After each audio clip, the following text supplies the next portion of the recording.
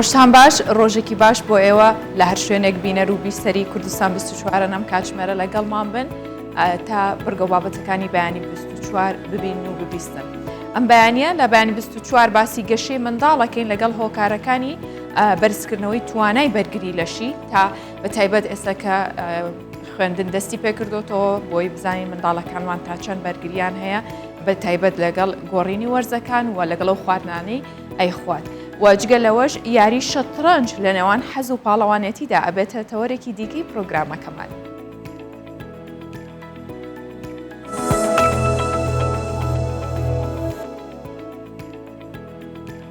لە پارێزگای دهۆکەوە دەست پێکەین کە قوتابخانەیەک بە جۆرێک نۆژەن کراوەتەوە منداڵانی خاوەن پێداویستی تایبەت تا بتوانن لەم قوتابخانەیە بخوێنن. و لە چەند ساڵی ڕابردووش منداڵانی خاوەن پێداویستی تایبەت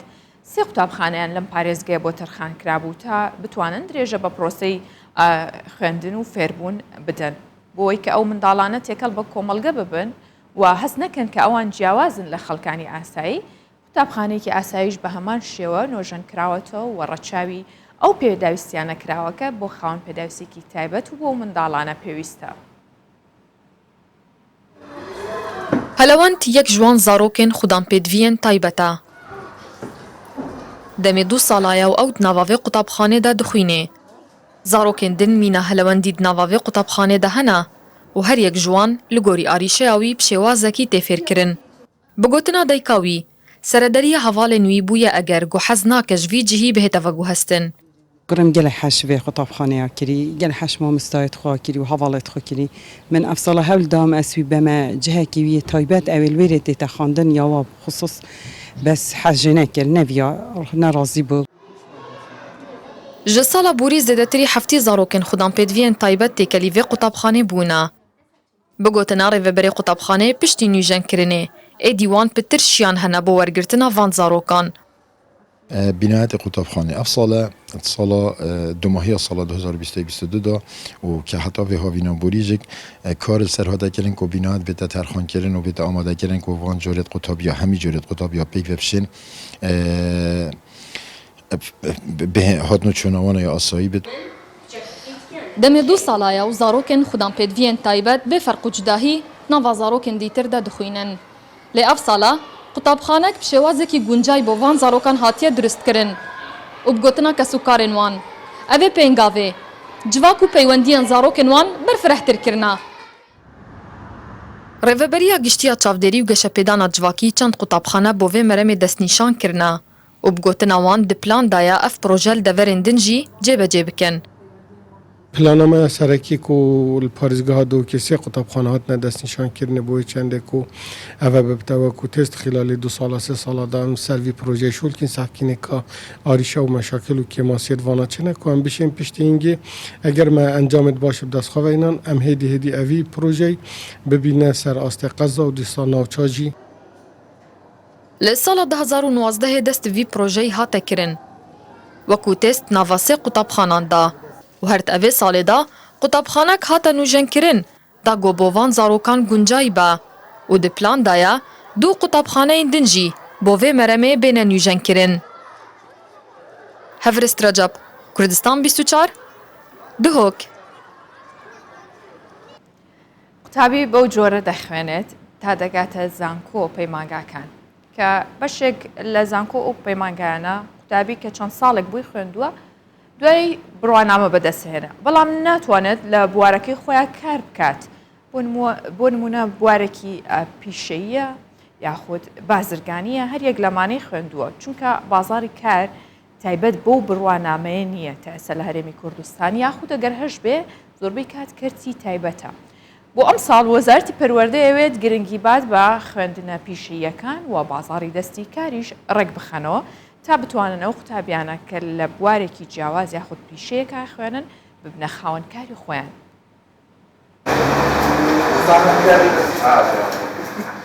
کوڕوباوکن و هاوکاری یەکدی دەکەن. کێشەی ئۆتۆمبیلەکان با کۆمپیوتەر دیاری دەکەن و چاکی دەکەنەوە. فەرمان کارەکەی لە ڕێگەی ئەزموونەوە فێر بۆ نەک خوێندن. ئێستاش کوڕەکەی فێر دەکات بەڵام داوای لێکردووە بڕوانامەی زانستی بۆ پیشەکەی بەدەست بێنێت. ئەگەر بعد بە مەکتەبەکەم تەواو کرد بە زۆر پەرم بە ئیشەکەی خۆشم دەدا زیاتر. ئێستا هەندێک بەرنامج و شتیوا هەیە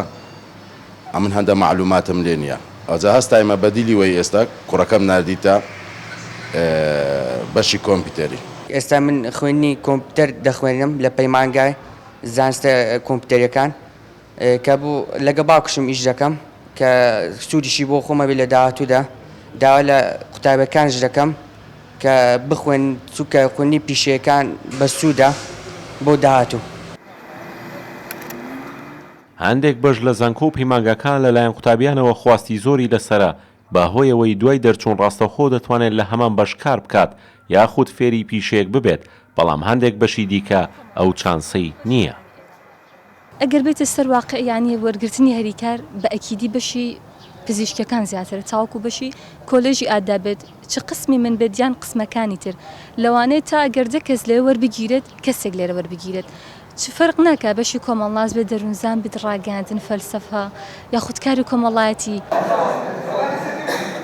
بەشێک لە زانکۆکان قوتابی 4 ساڵ دەخوێنێ و ماندوو دەبێ و فێریش دەبێت بەڵام ناتوانێت لە هەمان ئەو بەشەی بڕوانەمەی بەدەستێنەوە کاری دەست بکەوێت بەهۆیەوەی بەشەکەی بازاری کاری نییە وەک بەشی فەلسەفە و کتێبخانە و دەروونزانی و کۆمەڵاسی و چەندانی دیکە. مامۆستایەکی زانکۆش بڕوای وایە کە قوتابی دەبێت خۆی هەوڵ بۆ کارکردن بدات نەک دامەزراندن. خوێنی هەر پسپۆرێک هەر بابەتێک لە زانکۆ دەبێت سەرەتا ڕەچاوی لایەنە معریفیەکە بکرێت کە قوتابی بتوانانی خۆی دەوڵەمەند کا بەلایانی معریفی پێشەوەی لە هزریدا هەبێتن کە ئەوە بازاری کارەیان نا. هەر ئەوە لە ڕۆژی یەکەم کە دێتە زانکۆ باسی ئەوە نەکاتن بڵێتن من دەبی بڕوانامەکەم بازاری کاری هەبێتن مەرج نییە بازاری کاری هەبێ تۆ کەسێکی فەلسەفەزان بە بزنسیش بکە تۆ کەسێکی فەلسەفەزان بە لە ڕاگەیاندنیشی شێ بکە. وەزیری پەروەردەی حکوومەت هێرەمی کوردستان لە ڕێوڕسمی لەدانی زەنگی دەستپێکردنی ساڵی نوێی خوێندن 2022-2023 ڕایگەیان ئەم ساڵ پلان و بەرنامەی جیاوازمان بۆ بەرەو پێشبردننی کەرتی پەروەردە دەبێ و ئەم ساڵی گرنگی دان دەبێت بە خوێندنی پیشەیی. حکوومەت کار دەکات بۆ ڕێکخستنەوەی بازاڕی کار و دەیەوێت گرنگی بە خوێندنە پیشەیەکان بدرێت قوتابی تەواو ئامادە بێت دوای تەواوکردنی خوێندنەکەی دەرفەتی کاری دەست بکەوێت نەک دوای چەندین ساڵ لە خوێندن تەنیا بڕوانامەیەک بەدەست بێنێ و فێری هیچ پیشەیەک نەبێت. ئاسەر فاروق کوردستان 24 هەولێر. لە شاری قودسی کۆن گەڕەکێکی کۆن هەیە کە زۆربەی دانیشتوانەکەی لە ڕابردوو کورد بووە و بە گەڕێکی کوردان ناسرا بوو بەڵام لە دوای دامەزراندنی دەوڵەتی ئیسرائیل ناوەکەی گۆڕاوە و بووە بە گەڕەکی جووەکان. هاوکارم بەهاتە باسی وردەکاری زیاتر دەخاتە ڕوو. حارة الشرف أو حارة الأكراد في القدس القديمة. تاخا شرف آنجي تاخا كردان لقدسا كيفن كو إيرو وكا كلهكا آسيلي هاتيو نافي بويا تاخا جويان روشاوي لدمين بوري بفي آواي نبون. جاءت فكرة صلاح الدين الأيوبي هزرت شكل نافان تاخان اجدف صلاح الدين أيوبي وجنشين نيو هاتيا هيا بشوي كري خستي ورانك دانك بيت بوتي جاشنا آبوري ويا دنيا في جهي. اسم الحارة ناوی تاخی ودگره بوری سپیکی قدسی کو بالشرف دهات ناسکرن هر وساجی را دگوتن جی تاخا کردان جبر کو بهرا پترا آکنجین و تاخی کرد بوینه هیا سال 1967 دما هزین اسرائیل دست بسر و تاخی دا گرتیو ناوی گهارتن بو تاخا جویان. في فترة الملك المعظم عيسى اتسردامي باشا معظم عيسى كود باب رازای صلاح الدین ایوبی افتاخه کو تجا کولانا بوان کردان هاتیا چکرن اون آزاد کرنا قدس دیال صلاح الدین هات نویدره پاجی الویدره ماینه و باجاری آکنجی بوینه بعد تحرير صلاح الدين الأيوبي للمدينة. لكن على الرغم من ذلك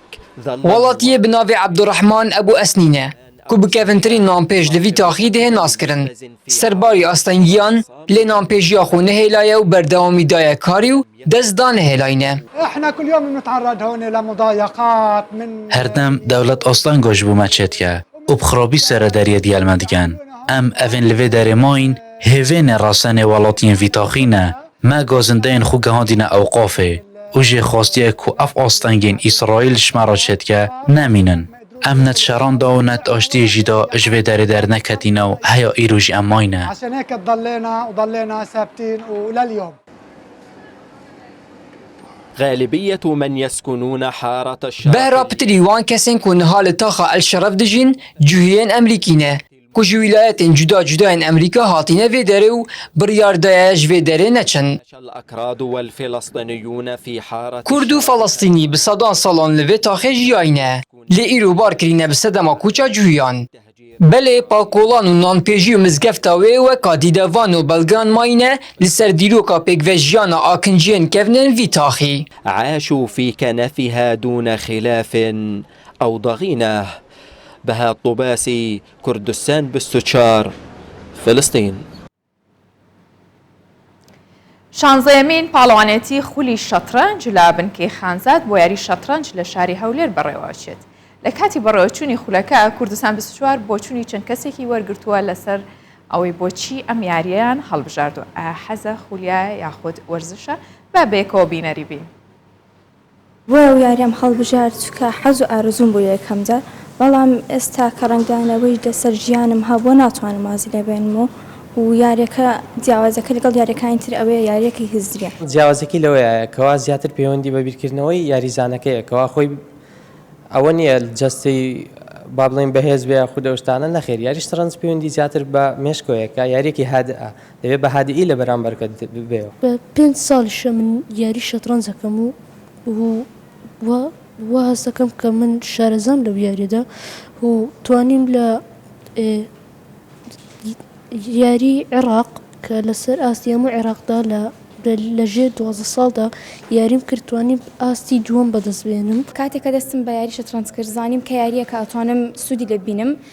هەم بۆ خۆم وەکو یاریەکە بتوانم بیکەم هەم بۆ لایەنی مەکتەبیش چکە زۆر یارمەتیمەدا لە لایەنی بیرکاریەوە بۆیە یاری شەترەنجم لە یاریەکان تر پێ باشتر بووە. من لە منداڵی و یاری شەترەنج دەکەم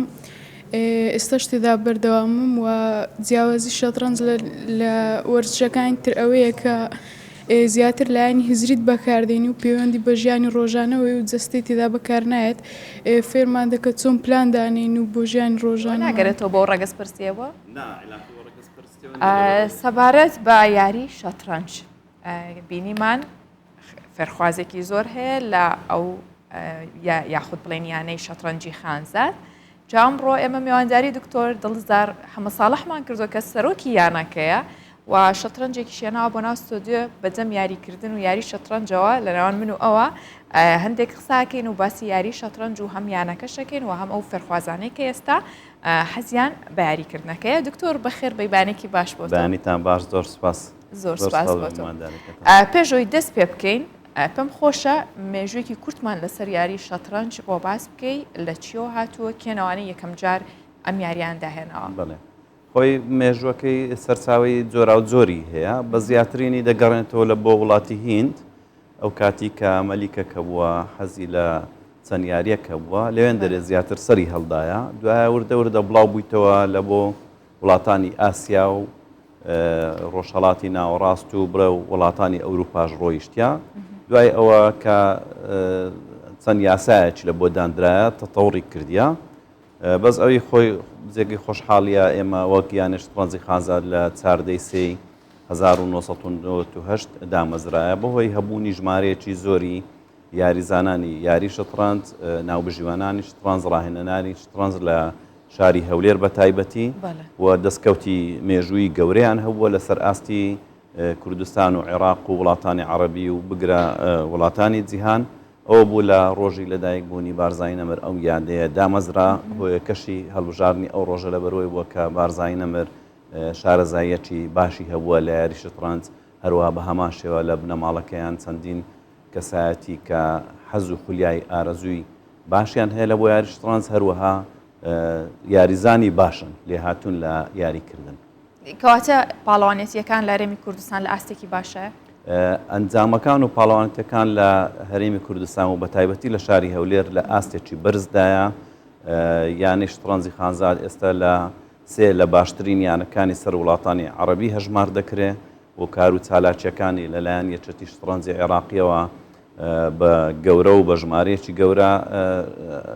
سیر دەکرێت و هەموو کار و چالاکیەکان یانە شەترەنجی خانزاد تۆمار کراوە لە یەکێتی شەترەنجی نێودەوڵەتی و باوەڕپێکراوە کە پێی دەگوترە فیدا بەهۆی ئەوەی ئەو ئەنجامانە و ئەو ڕێخستنە تۆکمانەی کە یانی شتڕەنزی خانزان ئەنجامیان دەدا. سەرکەوتو بن جا دکتۆر من حەزەکەم دەست بکەین بە یاریەک هەرچەنە من یاریزانێکی باش نیم بەڵام هەر شتێکی لێزانم لەگەڵ یاریکردنەکەمان دواتریش پرسیاری ترەکەین جەسپیەکانیش لای خۆداناوە بۆ یەکسەر خۆ دەست پێ بکەین دەکرێت تو سپیەکان ناکێشەنیە باتەوە بێ فەرموو باشە دکتۆر یاری شەترەنج وەرزشە یان یاریە هەردووکە هەم وەرزشە هەم یاریە لە بۆرەوەی کە وەرزشە کە هەردوو وەرزشەکەی بە جەستە دەکا هەم جەستەیی هەم مێشک یاری شتڕەنج تاکە یاریە کە هەردوو لای مێشک بە ئیش دەخاتن یاریەکانی کە تەنها یەک لا بە ئیش دەخان هەندێک زانستەکان هەندێک یەک لا بە ئیش دەخەن و لەبەر ئەوەشە کە بە خەڵک هان دەدرێتن کە هەم لە منداڵیەوە فێرە یاری شتڕەنج بن و هەم بەردەوام بن و پەیوەندی بە تەمەنەوە نیە ئەتوو لە تەمەنێک فێڵ دەبی دەکرێتن لە تەمەنی گەورەش فێر ببی و زۆر گرینگە لە بۆ ئانی کە تەمەنیان لە سوروی 56 ساڵ ئانەیە کە یاری شتڕەنج بە بەردەوامی بکەن لەبەر ئەوەیە کە دەبینین لە پارک و شوێنە گشتەکانی زۆری وڵاتە پێشکەوتەکان و وڵاتانی ئەوروپا یاری شتڕەنج دانراوە کلتورێکشی لێ هاتووە بەڵێ دکتۆرستا تۆ هەندێک یاساشم فێر بکە بۆچی دووخانە ڕۆشتی لە سەرەتای یاریەکە سەرباز یانیش پێشمەرگە پاوەند پێ دەتوانیتن یەک یان دوو بڕواتن باشترە دوو بڕۆی بە پێی ئەو شوێنەی کە یاریەکەی تێدا دەکەی ئێستا ئیت و تەواوە چکە لەبەرەوەی کە دەتەوێت بیشۆپەکە لەوێن دەربینە دەرێ ئەمنیش تەواوە چکەم دەمەوێت کۆنتترۆلی سنتەری بۆردی یاریەکە بکەم کەواتە ئێمە بۆ بردنەوە نایکەین بەس هەم فێریش مەکەی بەراو ئێستاوە تەعادلین تەواوە سپاس دکتۆر فەرخوازەکان زیاتر کامانن کە حەزیان بە یاری شەتڕەنجە لە یانەکەتانە ئەوەی کە ئەمە سەرنجماندا لەو ساڵانەی ڕابردوو تاکو ئێستا بە تایبەتێک گەر خولی هاوینەی ئەو ساڵەکە باس بکەین کە زیاتر لە 200 ئارەزوومەند لە یانەکەمان فێری یاری شتڕەنج بوون ئەوانە زیاتر کە داکوبابیان لە ئاستی ڕۆشنبیری هەتا ڕادەیەک لە مامناوەند بەرەو بەرزن ئەوانە زیاتر حەز دەکەن کە منداڵەکانیان فێری یاری شتڕەنج بی ئەوەش لە پێی ئەو توێژەوەنانەوە دەرخستانەی کە لە فێربوون دوای فێربوون یاری شتڕەنج لە بۆیان بە دیارکەوتێ لەوانە کە دەبینن کە دوای ئەوەی منداڵەکەیان کە فێری یاری شتڕەنج دەبیتن لە ڕووی کۆمەڵاتیەوە زۆر باش دەبی لە ڕووی لێکدانەوە زۆر باش دەبی و یارمەتیدارێکی زۆر باشە لە بۆیان لە بۆ کاتی خوێندن بە پێچوانەی ئەوەی کە خەڵک لە یاریەکانی کە تێگەیشتیان هەندە وە دوورکەوتنەوەکی زۆر باشتە لەو یاریە ئەلەکترۆنیانەی کە بەو ماوەیە کۆنتترۆلی زۆری خەڵک و ماڵەکانی کردیا لە ڕێگای ئایپاد و مۆبایلەکانیانەوە ئەوە پارێزەرێکی زۆر باشە دەکرێتن کە ببێتەوەی بەرزبوونەوەی ئاستی وریایی منداڵەکانیان باشە هەرچەنە ئێستا کاتی توۆیە گەر بجوڵی یان جارە ناتوێت بجوڵی باش دکتۆر کاتێ کە فێرخوازەکانتان ئەگەنە ئاستێکی باش چۆن تمۆحیەوەتان هەیە بیخەنە پاڵەوانێتی گیانیەکان تاسە هیچ فێرخوازێک گەیشتۆتەوە ئاستە بەڵێ ئەمە جگەلەوەی کە لە پاڵەوانەکانی لەسەر ئاستی شاری هەولێر و یانش شتڕەنج خانزان ئەمجان دەدرێن بە هەمان شێوە لە پاڵەوانێتەکانی کە لەسەر ئاستی عێراق ئەنجام دەدرێت بەشداری دەکەین بەداخۆ لەسەر ئاستی کوردستان ئەوە چەند ساڵە کە هیچ چالاکیەک نییە بەڵام لەسەر ئاستی عێراق چالاکی باش ئەنجام دەدرێتن هەم بۆ تەمەنەکان هەم بۆ گروپەکان هەم بۆ یانەکان یاریزانەکانمان لە کوڕان و کچان ئەنجامی زۆر باشیان بەدەستینایە لەسەر ئاستی تاک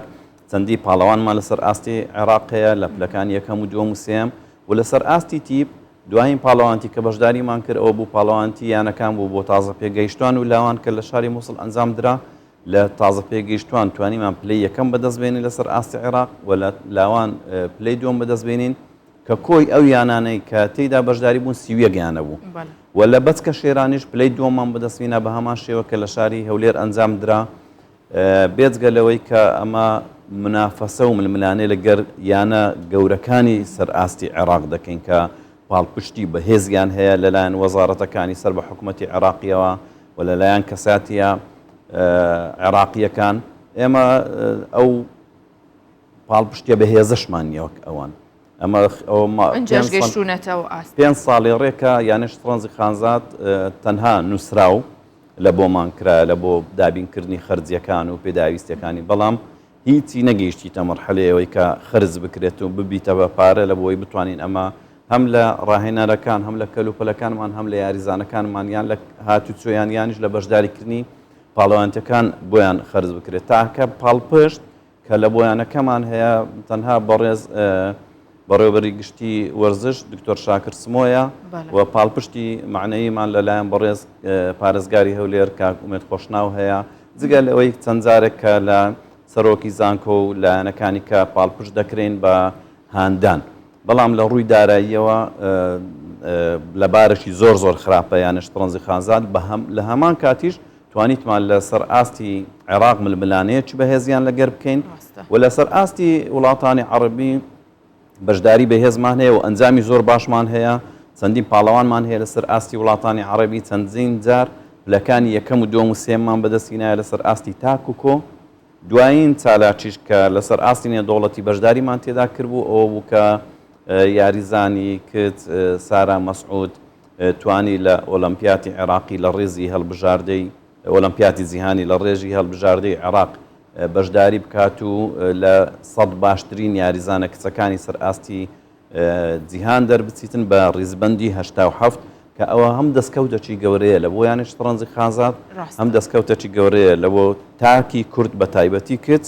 و لە بۆ عێراقیش بە هەمان جاجی دڵخۆشی ڕاستە ئینشەڵا کە کچەکانمان و یاریزانەکان بەگشتی بگەنە و ئاستی کە لە ئۆلمپیاتە جیهانیەکان بەشداری بکەن.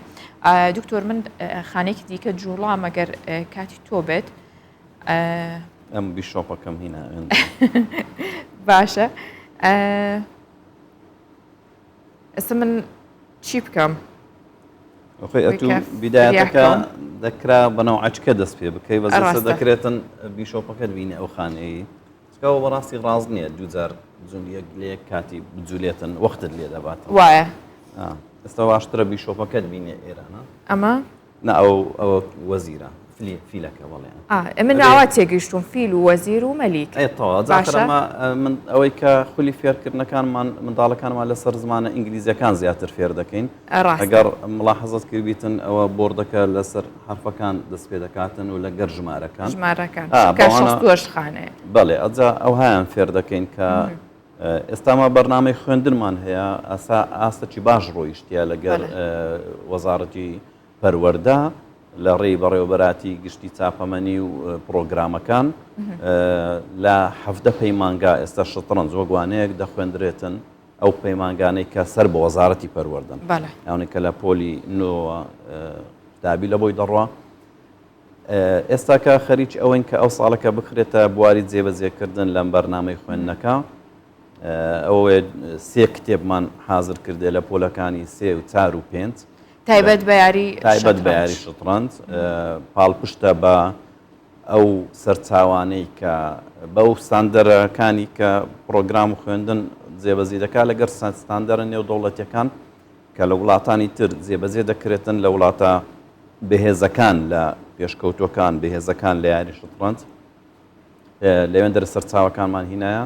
ومێدەوارین کە لە ئەو ساڵەکە بخرێتە بواری جێبەجێکردن لە یان وانشی سربەخۆ یان هاوکات لەگەڵ نەی وەرزش باشە دکتۆر هەرچەنە پێم خۆشە زۆر زیاتر قسە بکەین و هەمیاریەکەمان تەواو بکەین بەڵام دەرفەتی پرۆگرامەکە هەر ئەوەندەیە من و یاریەکەمان هەڵەگرین پێم خۆشە هەم لایەنەکە بێم و سەردان بکەم و بەشداریش بم لە یاریەکە چونکە ئارەزوومە زۆر یاری شەترەنج من زۆر خۆشحاڵ بووم بەو هیوایم کە هەمیشە جێگە دەستان دیار بێ و فەرخوازەکانتان بگێنە ئاستی پاڵەوانە جیهانیەکانیش زۆر سپاسان دەکەم بەس حەز دەکەم لە ڕێی بەرنامەکەتانەوە داوایەک لە حکومەت بکەم بە تایبەتی لە سەرۆکی حکوومەتی هەرێمی کوردستان کە لە بابەتی خوێندنی یاری شەترەنج هاوکارمان بن پاڵپشتمان بن لە بەرەوەی ئەوە دەبێتە بەهێزبوونی تاکی کورد وەردیتنەوەی ئەو بلیمەتیانەی کە لە ناو تاکی کورد هەیە کە بە دڵنیایە و ئەنجامی زۆر باشی دەبی و هاوکاری یانەکەمان بوو بۆ هیواین سەرکەوتوو بنیش زۆر سپاس بۆ ئێوەش.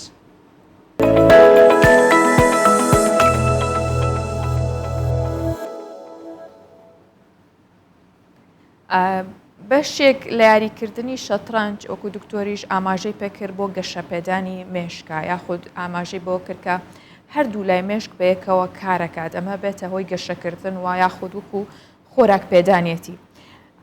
جگە لە ئەمە پاڵپشتێکی دیکە هەیە بۆی کە منداڵ زیرەک بێ یاخود گەشەیەکی باشی هەبێ ئەویش جۆری خواردن و ئەو ڕێگەی یاخود ئەو شێوازی ژیانکردنەیە کە دایک و باوک بە یاخود بە خێوکار بێ لەسەری ڕاهێنێتە منداڵێکی باش وە تەندروست و گەشە کردوش بێ. لە ڕووی دەرونیەوە باسمان کرد، هەندێکیمان باس کرد، هەندێک کاتمان پێبەخشی. ئێستا کاتی بەرگەی دووەمان دەبەخشینە دکتۆر ئەکرەم ئەتروشی کە پزیشکی پسپۆری منداڵانە ڕاستەخۆ لە دهۆکەوە لەگەڵمە بێت باسی گەشەی منداڵەکەین لە ڕێگەی بەهێزکردنی بەرگری لەشیەوە و لە چ ڕوەیەکەوە ئەتوانین منداڵەکەمان ببێتە خاوەنجستەیەکی تەندروست. دکتۆر بانیت باش، ڕۆژێکی پڕ تەندروستی باش بۆ تۆ. بەیانی باش سپاس.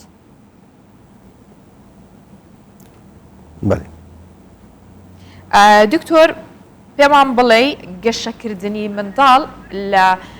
دوای تەمەنی چەنەوە دەست پێکات کە گەشەیەکی خێرای ئەبێت و پێویستیشی چییە کە دایک و باوکەکە بیاتێ یاخود وەکو خۆراک بێ هەر بابەتێکی دیکە بێ تا ئەو منداڵە بە شێوازێکی دروست گەشە بکات. بەڵێ ڕاستی هەر پشتی بوونە زۆرۆکی هاتنە زۆرۆکی بۆ دنیاە دەست پێتکەتن گەشەکردنەوەی و سیستەمی بەرگریە کێتە بۆرە گەشە پێدانیدا بێتن یەکەم شت شیردانە سروشتی دەست پێ بکەتن. شیردانە سروشتی گەلێک فاکتەرێکی گرنگە ئەف پێکهاتێن شیری دیکێ گەلێک کەرەستەیەن بەهێزگەر بۆ سیستەمی بەرگریە تێدانە دەوێت گەلێک دووپاتی پێدەکردن لەسەر دانا شیری سروشتی وەک دەست پێک دا بەهێزکردنەکە مکم بۆ زارێکی بێتەکردن ژلای ئاستی بەرگریەوە بدیفرا وەختێ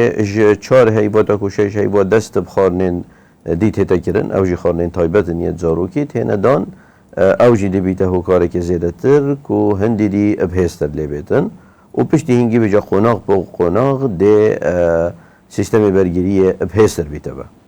باشە دکتۆر ئێستا ئازانین کە کاتی خوێندن یاخود بڵێن خوێندکارەکانە چنەوە قوتابخانە و یاخود بڵێن ناوەندەکانی خوێندن بە گشتی پێویستیان بەوەیە کە خواردنێکی باش بخۆن تا گەشەیەکی باشیان هەبێ هەم لە ڕووی جەستەی و هەم لە ڕووی دەرونی و بۆی کە بتوانن وانەکانیان بە باشی وەربگرن. جا تۆ ڕێنمایی چی بە دایکان و باوکانە دەی کە منداڵەکان گەشەیەکی باشیە بێ خۆراکێکی باشیان بنێ ئەو خۆراکانە چییە کە واکات منداڵ توانا و هێزی باشتری هەبێت بۆ وانەکانی؟ بەڵێ ڕاستی خواردنا تەندروست دەوێتن یا هەمە جۆر بیتن نابیتن پشتبەستن بیتە سەر خواردنێن وەکیت بێژنێ جانک یان خواردنێن بێمەفا. ئەم دکارین بێژینێ جانک یان خواردنێن بێمەفا وەکی چپس و وەکی نەستەلە وەکی تشتێ گەڵێکی شێرین و وەکی بە خواردنێن گازی ئەف تشتە دەوێتن گەلێکت سنووردار بن ئەدوەلگرتنێدا ji aliyê dîve divê dopatîkirin hemî bête serkirin bû dana xwarineka heme cûr ya tendurist ya pêk hatibîtin ji hemî tuxmên serekî yên xwarinê kewata karbohîdrat wekî protîn wekî çevrên tendurist her wesa vîtamîn û kanza û çendîn kerestên dî nav dabin. Divêt gelek dopatî bête kirin li ser خواردنێن وەکی گوشت مریشک ماسی هەروەسا هێک نان کو نانê yê genimê diriz bîtin ne ku yê ev arê seferkirî bîtin herwesa li ciyatî şêrînahiyên destkird fêqî bê nexwarin yan givaşên fêqiyên siruştî herwesa zewzewat bi şêweyekî berçav bêne welgirtin هەروەسا چەرز وەکی گیز و باهیڤ و فستەق و گێزوو ئەو کەرەستانە ئەڤەژی بێنە وەرگرتن شێوەیەکی بەردەوام ژبیر نەکەین شیر و ئەو تشتی شیری چێت بن وەکی ماست و پەنیر ئەڤژی ڕۆڵێکی گەلێکی گرنگی هەی دووپاتی هێتەکردن وەکی مەگوتی سەر هەمە جۆریەوەی. باشە دکتۆر تاواکەری خۆراکی چییە بۆ منداڵ بە تایبەت کاتێکە شیری سروشتی دایکە خوات لەگەڵەوەشدا ئەگەر دایکەکە بتوانێت تاواکەرە خۆراکیەکانی پێبات ئەبێت چی خواردنێکی پێبات؟ بله ji piştî jî yê 4 sala li dîvin de jêdera yan jî 6 sala piraniya jêderên cîhanî dibêjin destpêkirin bi hin de xorakên taybet ew jî şêwê şorbeka taybet e şorbeka taybet e ya destkir de tête çêkirin ji aliyê kompaniyên çêkirin xoraka ve ew hemî tuxmên serekî yên ku tewawkerin bu şîrî yê têda heyn divê piştbestinê piwan bête kirin zêdebarî çend xwarinekên sinûrdar hene ku dêyke şêtin bidantin nav xwarina zarokî da bu piştî wekî me gotî 4 yan 6 heyvêt yekem ew jî pêk tên bû nimûne ji mastî ji zerka hêka kelandî her wesa fêqî û zewzewatên hîrkirî ku bi şêweyekî wesa bêne dan ev hinde tiştê sinûrdarin ku ne hemû xwarin kêr hatîne yan guncayîne bû zarokî jêr jiyê salekê ve piştî jiyê salekê zarokê tişêt bi şêweyekê berfirehtir hemî corên xwarina bixutin da bêne tewawker bû şîrê dêyke û bihêzker bû astê bergiriyê باشە دکتۆر جگە لە خۆراک جگە لەو خواردنانی باست کرد هەم شیر و خواردنەکانی دیکە میوە سەوزە چی دیکە هەیە بۆ گەشەی منداڵ پێویست بێت کە دایکان و باوکان ڕەچاوی بکەن ڕاستی سیستێمی بەرگریە نەبتنێ خۆراکی vegirêdayê belku ji bîr nekin vaksîndanên rotîniyet ku bu hemî zaroka xweş piştî bûna zarokî ji roja yekem da ta ku jiyê 2 saliyê û hindekî ji wa yê qurçên bihêzker piştî wî jî jî têne dan li dîv xişteyekê taybet divêtin gelek pêgirî bibête girin çünkü ew bergiriyê den dijî hindek grupeka nexweşiyên kojek nexweşiyên metirsîdar eger bihêt zarok vaksîna dijî wa wel negirîtin dê tûşî wan corên nexweşiyên kojek bin ji ber hindê ji bîr nekeyn ew gelek rolekê serekî hey et bihêzkirina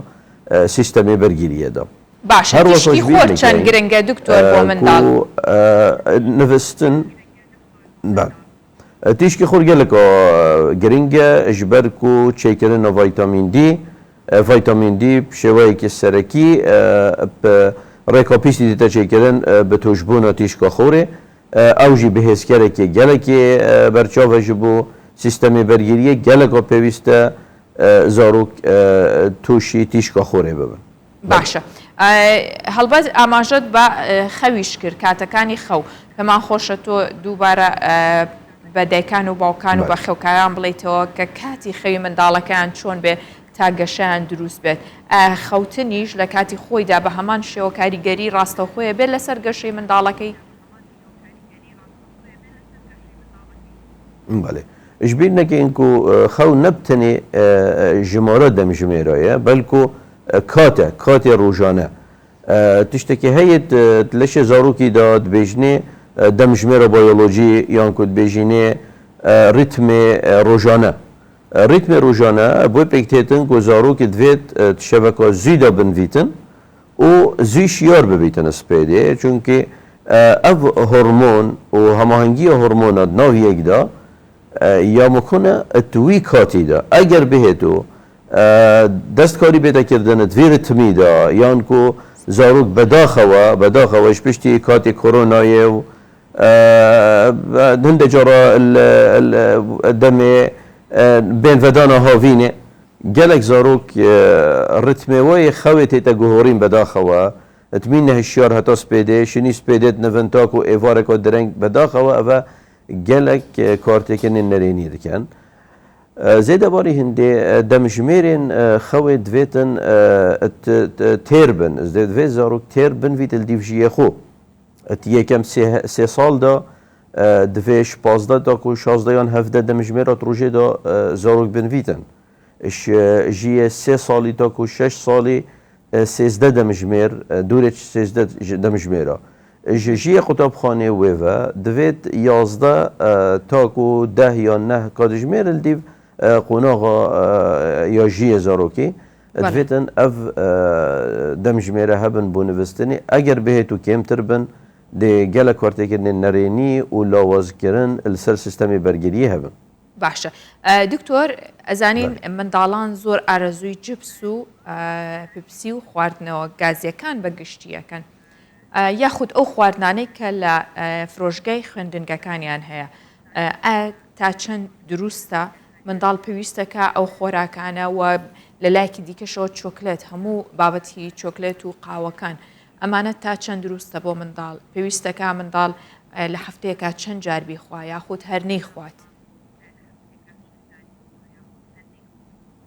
راستی دوید گلکا سنوردار بیتن نممکنه گلکا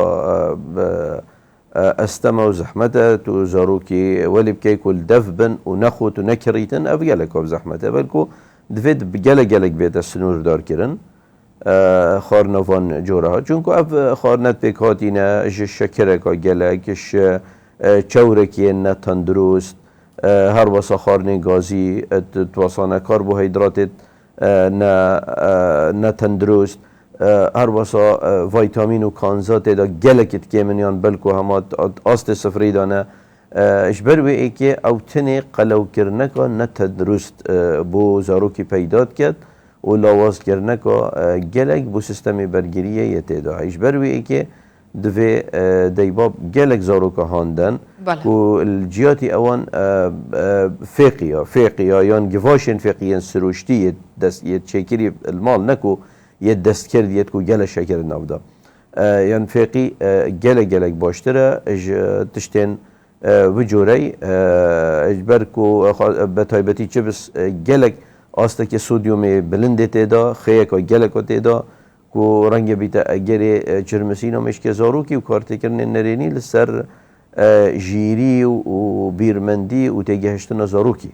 بله. دکتور استا فصلك برو پاییز روین خریک گرماکە کەمترە بێ یاخود بڵین تاڕادێ گۆڕانکاری بەسەر پلەکانی گەرمایە هاتووە. بۆ پاراستنی منداڵەکانمان پێویستەکە چی بکەین تا لە وەرزی سەرمابیان پارێزین و بەرگریەکی باشی جەستەییان هەبێت تا ئەگەر نەخۆشی شکەوتن بەرگەی بگرن. بله راستی اول زفری تفا بو برگریا اندام هناسایی که اندام هناسایی برگریاوی دست بید که تش برگریا هناسروی سری که واتا دو و دفن و بطان چلمه یه دفنه و یه دوی دویتن اوه گلکت پاراستی بن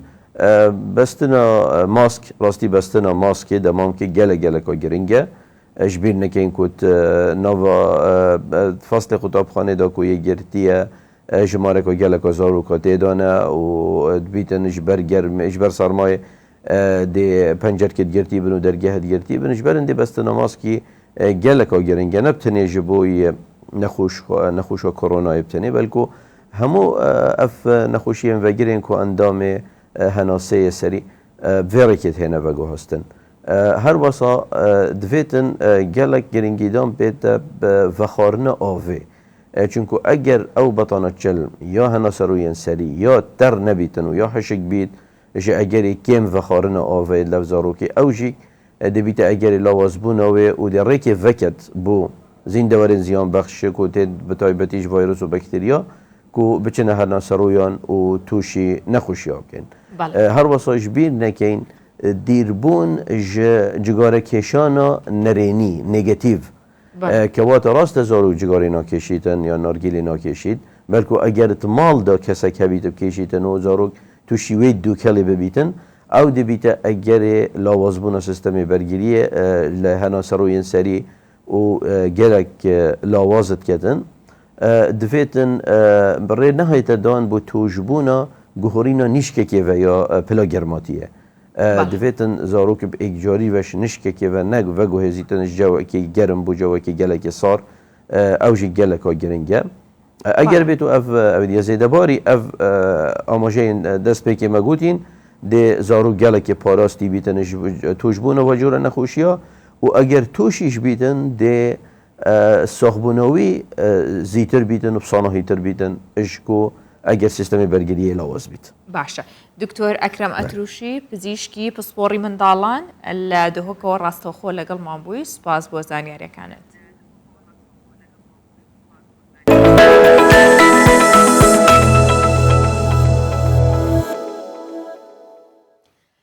باسی ئامێرێکی کۆنتان بۆکەم کە ئامێرێکی میوزیکی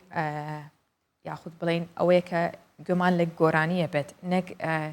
وەکو ئامێرێکی میوزیکی کە بژەنرێت ئەویش پلاکیان قەوانە ئەو ئامێرەیە لە کۆنا گۆرانی و میوزیکی لەسەر تۆمارەکرا ئەوانەیە ئامێرەیان یاخود بەم ئامێرە گوێیان لە میوزیک گرتووە پێیان وایە ئەو گۆڕانکاریە کە لە تەکنەلۆژیای نوێ کراوە بۆ گوێگرتن لە گۆرانی و چێژەی جاران نادات لەکوێ گوێک لە گۆرانیە بگری بە قەوانێک یاخود بە هێدفۆنێک ئەوان لایەن جیاوازترە لە ئەستەمبول بە هەزاران جۆر و شێوەی قەوانی کۆن لە پێشانگایەک نمایشکرا و هەریەک لەو قەوانانە مێژووی دروستکردنەکەی گەڕێتەوە بۆ ڕابردوویەکی زۆر دوور هەروەها بە هەزاران گۆرانی و میوزیکی هونەرمەندانی لەسەر تۆمار کرابوو کە لەسەر ئەو قەوانە گوێبیستیە بوونەوە و هەمویان نیشانی بەشداربواندران.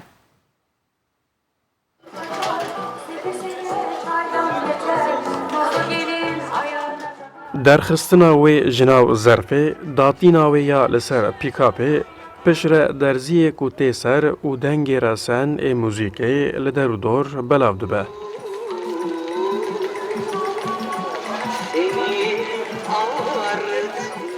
Ev deng û muzîka bi plakê pêkte ji bo gelek kesan dilxweşî û nostaljiyeke mezin e. Zemanê berê yanê beriya kasêt û CDyê ji bo guhdarkirina muzîkê plak gelek dihat bikaranîn. Niha bi pêşketina teknolojiyê weke berê gelek neyê bikaranîn jî lê hezkiriyên wê jî ne hin dikin.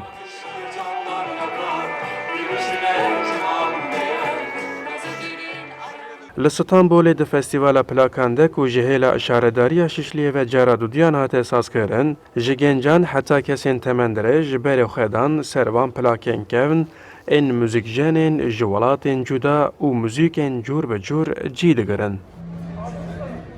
Evet var küçüklükten. Babamın plakları ve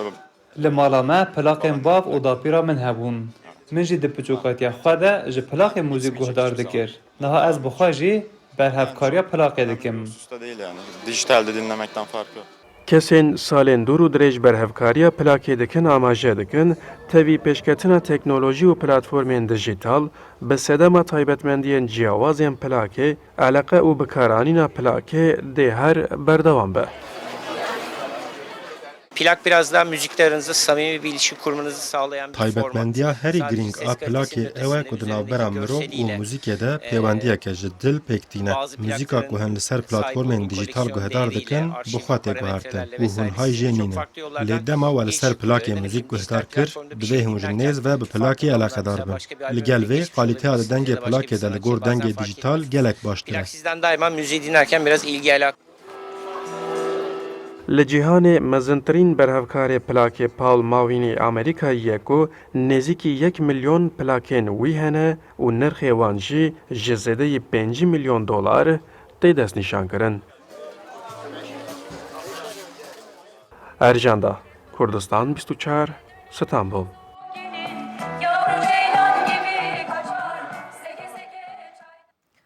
بە ساڵاشوانی سەرۆی تەمەن 90 ساڵ لە سنتەرێکی وەرزش و جێم هێزی بازوو جستی خۆیان تاقیەکەنەوە. ئەوان لەم سنتەرەیە جۆرها وەرزشەکەن بۆی کە جیالەوەی متمانە بە خۆبوونی خۆیان بەرز بکەنەوە لەگەڵەوەژا ماسوولکەکانیان بەهێزتر بکەن و بتوانن کارەکانی ڕۆژانەی خۆیان بە پشتبەستن بە خۆیان جێبەجێ بکەن چاوەڕێی دەستی کەسێکتر نەبن. یەکێک لە بەشداربوانی سنتەرەکە ئاڵێت زۆر شتێکی باشە و حەزیشم لێتی. هەمیشە دوای وەرزش وزەم زۆرترە چونکە کاتێک پیرە بیت هەمیشە ترس لەوە هەیە کە شتێکی هەڵە ڕووبات یاخود ئەگەر نەتوانی بڕووی بەڕێگا بکەویت و شوێنێک بشکێت. با ببینین بزانینم کەسە بە ساڵات چوانە چۆن تامەزرۆی ژیانکردن و جەستەیەکی ساغ و تەندروستن. بە حەز و تامەزرۆیی منداڵێک و بەتوانا و هێزی جەستەی ژنێکی 92 ساڵان وەرزشەکان دەکات. زۆرە هەفتانە لێرە بە دەمبڵز و پاسکیلی جێگیر وەرزش دەکات. حەز دەکات وەک گەنجێتی کەمەریشی باریک بێتەوە بۆیە هەموو هەوڵێکی خۆی دەدات. زۆر شتێکی باشە حەزم لێیەتی هەمیشە دوای وەرزش وزەم زۆرترە تۆزێک بڕوا بە خۆبوونیشی لەگەڵدایە چونکە کاتێک پیر دەبیت هەمیشە ترست لەوە هەیە شتێکی هەڵە ڕوو بدات. زۆرە شازدەنەوەی هەیە و نابیستە بەڵام لە ڕێگەی لێ خوێندنەوە ڕێنمایەکان وەردەگرێت. زۆرا و بەشداربووانی دیکە لەم سەنتەرەدا لەژێر چاودێری شارەزایانەوە ئەم وەرزشانە دەکەن. شارەزایانیش دەڵێن تەمەن هەرگیز ڕێگر نییە لە وەرزشکردن.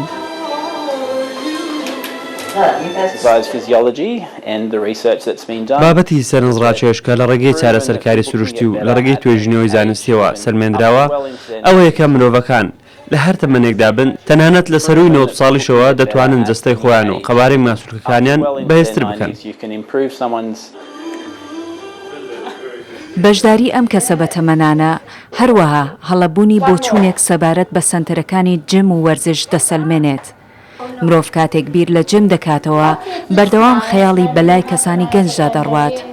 بەڵام لێرە بەتەمەنەکانیش چێش لە چالاکیەکان دەبین و بە گڕوتینەوە بەشدارن.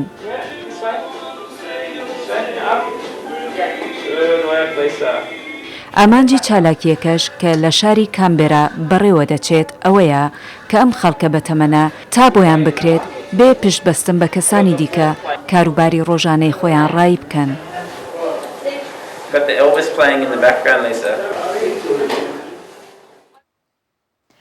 ئارزومەندانی وەرزش یاخودە و کەسانەی کە حەزیان بە یاریەکانی مۆندیال لە هەمویان چاوەڕێی کاتەکەن بێتە پێشەوە و بینەری ئەو یاریە بن کە 4 ساڵ جارێک ئەنجامەدرێم ساڵ لە قەتەرە. یاریگەی ئەلبەیت کە یاریکردنەوەی مۆندیالی قەتەری تیا بەڕێواچێت بە تەواوەتی بۆ یاریەکانی جامی جیهانی ئامادەیە کە یاریگاکە لەسەر خێمەی دەشتێکیەکانی قەتەر دروستکراوە و جێگەی 60,000 هاندەری تیابێتەوە. با ئێمەش بینەری بین پێشەوەی کە یاریەکان دەست پێ بکات. یاریگای ئەلبەیت کارەکانی کۆتایی هاتووە بۆ یاریەکانی مۆندیالی قەتەر ئامادێ. ئەلبەیت یەکێکە لە سەرنجڕاکێشترین یاریگایەکانی مۆندیالی 2022 قەتەر 100% ڕنگدانەوەی کولتوری وڵاتەکەیە. یاریگای ئەلبەیت یانیش یاریگای ماڵ لەسەر خێمەی دەشتێکیەکانی قەتەر دروستکراوە و دیزاینەکەشی لەلایەن گروپی ئەسپایرزۆن دروستکراوە. بنمیچی یاریگایەکەش کە هاوشێوەی خێمەیە دەچێتە نێو یەک و قەت دەکرێت. یاریگای ئەلبەیت دەکەوێتە شاری خوور جێگای 60,000 هاندەری تێدا دەبێتەوە کە 1000 کورسی تەنیا بۆ ڕۆژنامەنووسان دانراوە. بە تۆڕی میترۆ و پاسەکانی شاری لوسەیلەوە بەستراوەتەوە. گەراجێکی گەورەی هەیە کە جێگەی 6,000 ئۆتۆمبیل و 350 پاسی ئاسایی و 150 پاسی گەورەی تێدا دەبێتەوە. یاریگای ئەلبەیت هۆتێلێکی 5 سێرەی لە بەشی ڕۆژهەڵاتەوە لێ دروستکراوە. لە کاتی مۆندیال هاندەران دەتوانن لەوێ نیشتەجێ ببن و هەر لە ژوورەکانیان سەیری یاریەکان بکەن. یاریگای ئەلبەیت لە مۆندیال میوانداری 9 یاری دەکات. لە نێوانیاندا 6 یاری قۆناغی کۆمەڵەکان و یاریەکی قۆناغی 16 و یاریەکی قۆناغی 8 و پێشکۆتایی لێبەڕێوە دەچێت. یاریکردنەوەی مۆندیال لە نێوان قەتەر و ئیکوادۆر لەم یاریگایە دەکرێت. هەروەها یاریەکەی ئیسپانیا و ئەڵمانیا، هۆڵەندا و قەتەر لەگەڵ یاریەکەی ئەمریکا و ئینگڵاند لە یاریگای ئەلبەیت ئەنجام دەدرێت. هاوشێوەی یاریگایەکانی دیکە سیستەمی فێنکەرەوە بە وزەی خۆری تێدایە. پاشماوەکەشی 0 کاربۆنە و دۆستی ژینگەیە. دوای مۆندیالی قەتەر ژمارەی کورسیەکانی یاریگای ئەلبەیت بۆ 32,000 کورسی کەم دەکرێتەوە. کورسیەکانیش دەدرێت بە وڵاتانەی پێویستیان پێێت یانیش هەر لە قەتەر وەکو ژێرخانی وەرزشی دەیهێڵنەوە کە قەتەر میوانداری یاریەکانی ئاسیای ساڵی 2030 دەکات. هەکبەی بەیانی 24مان لە بابەتی هونەری، کلتوری، ئەدەبی، ئابووری، وەرزشی هەموویمان پڕکرد. پێشکەشی ئەوەم کرد بۆ هیوایم کە هەمیشە تەندروستێکی باشتان هەبێ و ڕۆژەکەتان بەخۆشی و بەباشی بەڕێ بکەن. ماڵەوە.